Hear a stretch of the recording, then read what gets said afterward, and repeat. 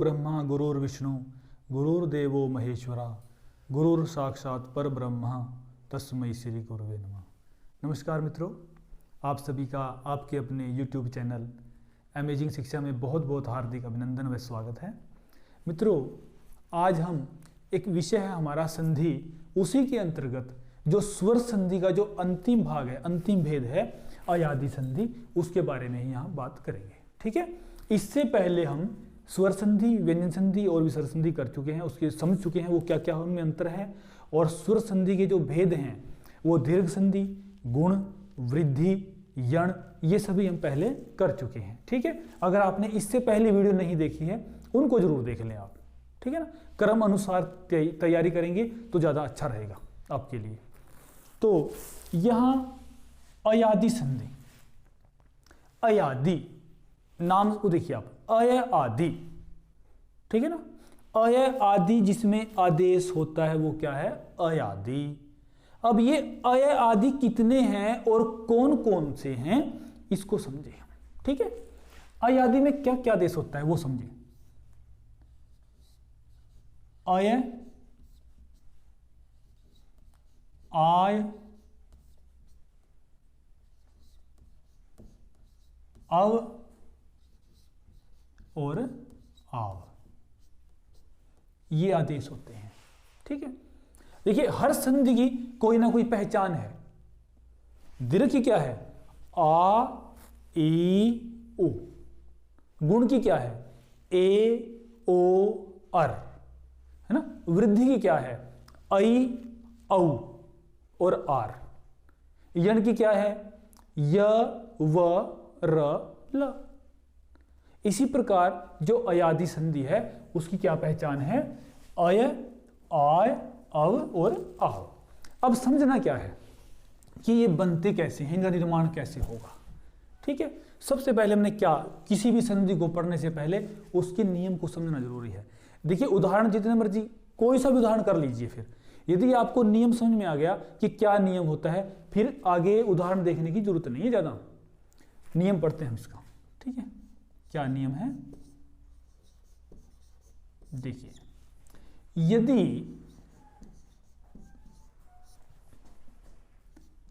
ए, आई, ओ, औ। ठीक है, कौन कौन से वर्ण, ए, आई, ओ, औ से परे, परे तो समझते हैं आप, बाद में उसके सामने यानी घन के जो बाद, से परे यदि ए, आई, ओ, औ से परे कोई भी स्वर हो, कोई भी स्वर आ जाए। ठीक है, कोई भी स्वर हो तो ए को क्या कर देंगे हम, आया। अब समझिए आप, आया। ठीक, ए को क्या कर देंगे, अय। और आई को क्या करेंगे, आय। आई को क्या कर दिया, आय।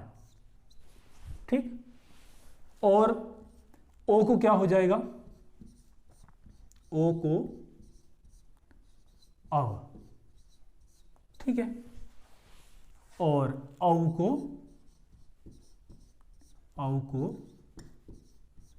आव हो जाता है,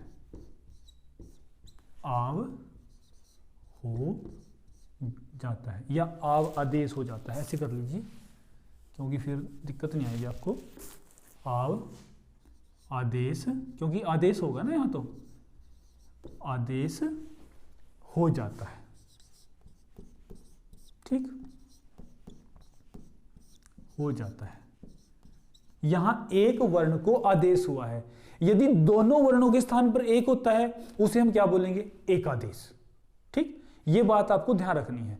पहले दीर्घ संधि, गुण संधि और वृद्धि संधि में क्या हुआ, एकादेश हुआ, यानी दो वर्णों के स्थान पर एक आदेश हुआ।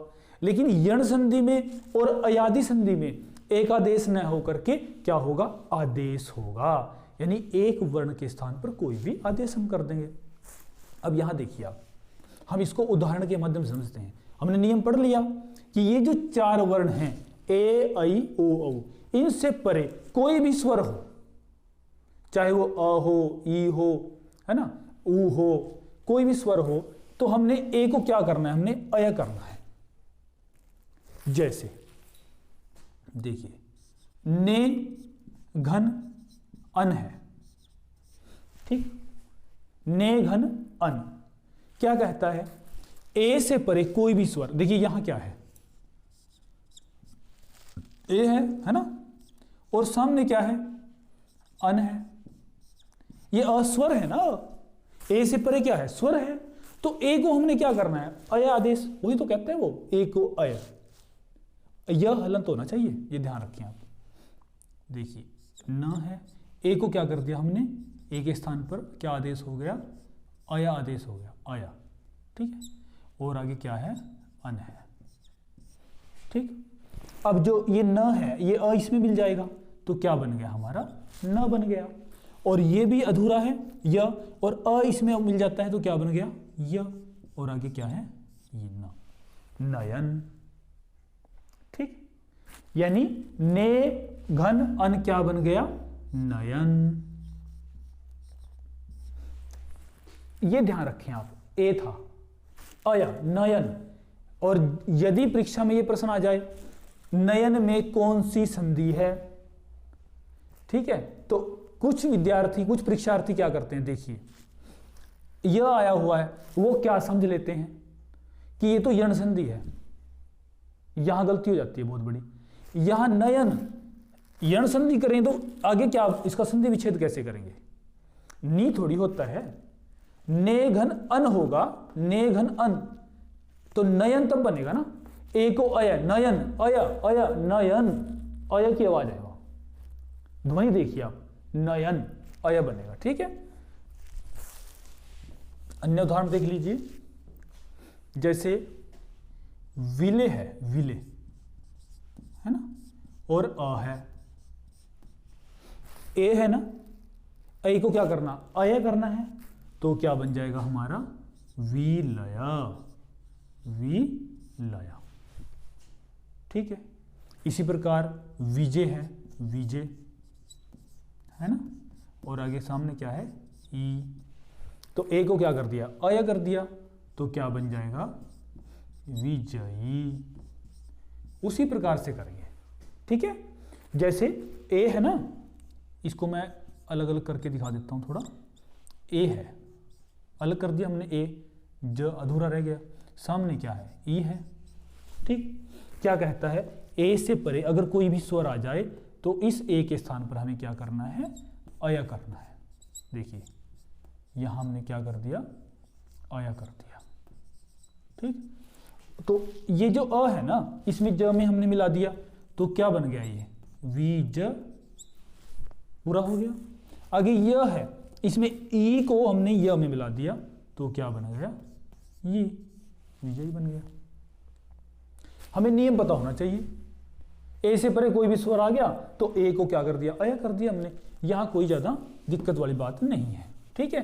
तो ये किसके उदाहरण थे, ए के उदाहरण थे कि ए को क्या हो जाता है, अय आदेश हो जाता है। अब हम बात करते हैं ऐ की, ऐ कहां होगा, देखिए नई घन अक है, ठीक।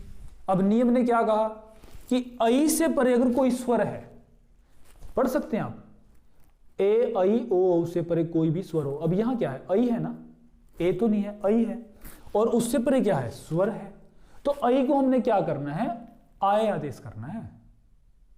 ये समझने की बात है, मैं इसको थोड़ा सा अलग अलग करके समझाऊंगा।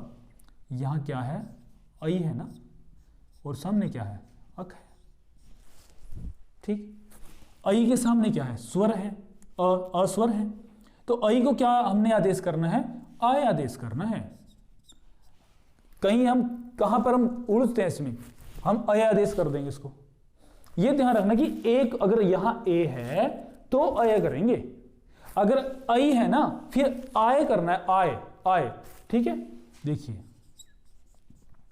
आय, ठीक, अक, ये हो गया। अब ये जो न है ये आ, ये हलंत है, अधूरा है, आ इसमें जोड़ दीजिए तो ये क्या बन जाएगा, ना। और ये अ इसमें जोड़ दीजिए, ये क्या बन जाएगा, य। और आगे क, हमारा ये बन गया नायक। ठीक है, आई को क्या करना है हमने, आय कर दिया नायक, अयादि संधि, ध्यान रखना आपने। ठीक है, इसी का एक अन्य उदाहरण ले लेते हैं। मैं कहूं यहां नई घन इका है, इका। ठीक है, उसी तरह बना लें, न है, आई को बाहर निकाल दिया। ठीक, और आगे क्या है, ई है, स्वर है ना ये तो आई से परे अगर स्वर आ गया तो आई को क्या होगा, आय आदेश कर दो। क्या कर दिया हमने, आय आदेश। ठीक है, आय, और आगे क्या है, ई का। ठीक, अब देखिए आ इसमें जोड़ दिया तो क्या बन जाता है, ना। और ये जो ई है इसमें य में जोड़ दिया हमने, क्या बन गया, ना ई, और पीछे क्या है, का। ये बन जाता है हमारा नायिका। ठीक, शब्दों को जोड़ना और तोड़ना, यानी संधि कैसे करें, संधि विच्छेद कैसे करेंगे, जब नियम पता होगा बिल्कुल भी हमें दिक्कत नहीं आएगी, न संधि विच्छेद करने में आएगी न संधि करने में आएगी। यही परीक्षा में नई घन इका आता है तो आप आराम से कर सकते हैं कि यहां तो आई है और सामने स्वर है, तो जहां आई के सामने स्वर होगा तो आय करना है। ठीक है, नायिका बन जाएगा भाई। यदि ये आ जाता है कि ये कौन सी संधि है, नायिका, नई घन इका, नाय, आय, आय, आय के बाद अय, आय, अव, आव कहां होता है, अयादि संधि में होता है। आप आसानी से समझ सकते हैं। ठीक है ना, तो ये किसका उदाहरण था, अई का। इसके बाद जो बात कर रहे हैं हम, ओ को अव। अब ओ को अव देखिए, देखिए पो घन अन है, अन है ना, पो घन अन है, तो यहां क्या है, ओ है, क्या है, ओ है। देखिए प, ओ, और आगे क्या है, अन है। ठीक है, तो प ओ, अब ओ को हमने ओ से परे, ए ओ औ से परे कोई भी स्वर ओ आ गया और सामने क्या है, कोई भी स्वर यानी अ है, तो इस ओ के स्थान पर हमें क्या करना है, अव आदेश करना है। अब यहां हमने क्या कर दिया, अव कर दिया। ठीक है, और आगे क्या है, अन है। ठीक, अब ये प अधूरा है, अ इसमें जोड़ दीजिए तो क्या बन जाता है, प बन जाता है, और अ इसमें जोड़ेंगे तो क्या बन गया, व, और आगे ना। हमारा क्या बन गया, पोघन अन पवन बन जाता है। ठीक है जी, कोई मुश्किल नहीं। नियम जब हम याद करेंगे कुछ भी कर लीजिए। उसके बाद इसी का अन्य उदाहरण, पो घन इत्र। ठीक है, पो घन इत्र, इत्र देखिए प क्या है, इसमें ओ है और सामने क्या है, ई है। ठीक, अब ओ को क्या करना है, हमें अवादेश करना है, प अव और आगे इत्र। अब इसको सब सारे को जोड़ दीजिए आप, कुछ भी नहीं है, ए है तो अय कर दीजिए, आई है तो आय कर दीजिए, ओ है तो अव कर दीजिए। बहुत आसान है, बहुत आसान संधि है। तो अ इसमें जोड़ेंगे तो क्या बन गया, प, और ई इसमें है तो ये बन गया हमारा पवित्र, पवित्र, ये बन जाता है। ठीक है, पोघन इत्र पवित्र, ये बन जाता है। ठीक, बस नियम को जरूर देख के चलें, रट्टा ना मारें, रट्टा मारने की कोशिश नहीं। रट्टा अगर मारेंगे थोड़ी देर याद रहेगा, लेकिन आप यदि नियम को पढ़ के फिर आप करेंगे तो कोई दिक्कत नहीं है। जितने मर्जी उदाहरण आपके सामने आ जाएं, आपको कहीं दिक्कत ही नहीं आएगी, क्योंकि आपको वो नियम पता है जिससे हम अयादि संधि बनाते हैं। ठीक है, तो ए के हमने उदाहरण देखे, आई के देखे, ओ के। अब हम किसके उदाहरण देखेंगे, औ के, यानी औ को क्या आदेश करेंगे, हम आव आदेश करेंगे। ठीक है, वो कैसे होगा वो देखते हैं। देखिए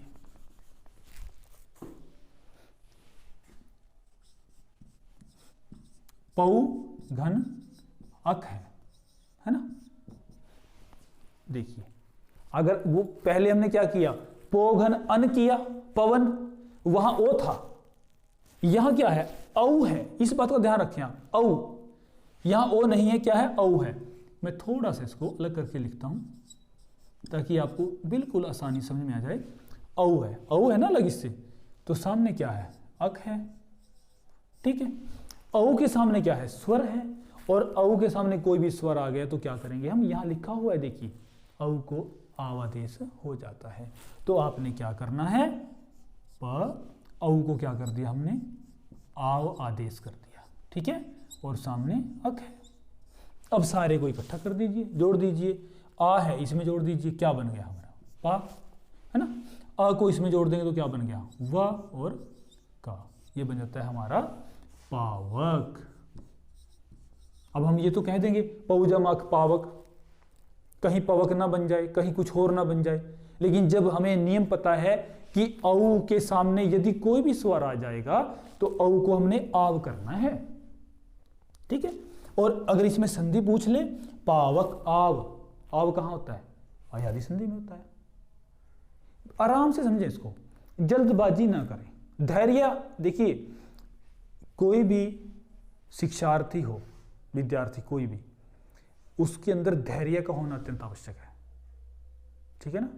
जब भी हम कुछ भी सीख रहे हैं और किसी से भी सीख रहे हैं, हमें धैर्य रखना होता है। और हमारा धैर्य कैसा होना चाहिए? जैसे हम दूध से दही बनाते हैं ना, क्या करते हैं हम? दूध है, उसमें हमने कोई भी खट्टा पदार्थ उसमें मिला दिया, तो किस लिए? उसकी दही बन जाए। हम क्या करते हैं? उसको एक स्थान पर रख देते हैं। ठीक है ना। तो जब उसको एक स्थान पर रख दिया, वो स्थिर हो गया, तभी तो उसकी दही बनी ना। यदि हम उस कटोरे को हाथ में लेके ऐसे घूमते रहें, क्या दही बनेगी? नहीं बन पाएगी। तो जब हम कुछ सीख रहे हैं तो धैर्य रख के सीखिए, आप जल्दी मत कीजिए। ठीक है ना, धैर्य के साथ सीखना उसको। जो भी पढ़ें ध्यान से पढ़ें, एकाग्रता के साथ, तन्मयता के साथ पढ़ें, बिल्कुल आपके समझ में आएगा। ठीक है, जल्दबाजी नहीं करनी आपने। पौघन अ क्या है? पावक है। इसका एक अन्य उदाहरण और देख लेते हैं। धौ, धौ अक। ठीक, औ है ना। देखिए ध और यहां क्या है? औ है, और सामने क्या है? अक है। औ के सामने क्या है? औ से परे क्या है? स्वर है। तो औ को वही बार बार थोड़ी नियम तो एक ही रहेगा, वो परिवर्तन थोड़ी उसमें होगा। बस नियम याद कर लिया, सारे कितने भी उदाहरण कर लें आप, है ना। यहीं पर पौघन अक पावक किया, धौवक धावक, लेकिन बना कैसे वो समझ लें आप। देखिए ध है और औ को क्या किया? आव। ठीक, और अक। अब सबको मिला दीजिए। आ इसमें, ये क्या बन गया हमारा? धा, और अ इसमें मिल जाएगा, ये बन जाता है हमारा व, और धावक बन जाएगा। ठीक है, धावक, धावक। ठीक, ये हमारी अयादि संधि है। बहुत आसान है और बड़ा रोचक विषय है ये। हमें देखिए, हमें कोई भी विषय कठिन कब लगता है? जब हम उसको समझना नहीं चाहते और उसको विस्तार से नहीं पढ़ते। संधि तो इतना आनंददायी विषय है, बड़ा आनंद आता है इसको पढ़ने में। बस हम उसको थोड़ा सा विस्तार से समझें, उसको धैर्य के साथ पढ़ें। ठीक है, और जल्दबाजी ये नहीं कि चलो आज हमने दीर्घ संधि पढ़ ली, आज हमने अयादि, चलो यार हो गया, ऐसे नहीं। तैयारी व्यवस्थित रूप से करें आप। इससे पहले वीडियो हमारी आ चुकी हैं, वो सारी, उसमें वर्ण भी हैं। आप वर्ण समझिए, फिर आप स्वर समझिए, फिर व्यंजन समझिए, फिर उनके उच्चारण स्थान कीजिए आप। जब वर्णों का पूरा ज्ञान हो गया, आपको पूर्ण ज्ञान हो गया, तो ज्ञान होने के बाद जो है आप फिर संधि शुरू कीजिए। ठीक है ना। अब वर्ण समझ में नहीं हमें आए, और हम छलांग कहाँ लगाई हमने? संधि पे। जब वर्ण ही नहीं पता हमें तो संधि कैसे हो पाएगी? संभव ही नहीं है। तो क्रम अनुसार तैयारी करें। स्वर संधि, अब स्वर संधि कितने भेद हैं? अब पहले हम दीर्घ संधि करें, फिर गुण करें, फिर वृद्धि करें, फिर यण संधि करें, फिर अयादि संधि। आज हमारा विषय जो स्वर संधि का है वो हमने कंप्लीट यहाँ पर हो गया है। तो इसको आपने नोट्स तैयार करने हैं, अपने हाथ से इसको लिखना है और समझना है। ठीक है, तो आगे भी हम आपके साथ बने रहेंगे। तो आप सभी जो हैं स्वस्थ रहें, सुखी रहें, निरोग रहें और आपका भविष्य उज्जवल हो, ऐसी मेरी मंगल कामना है। ठीक है, तो सभी का धन्यवाद। जय हिंद, वंदे मातरम।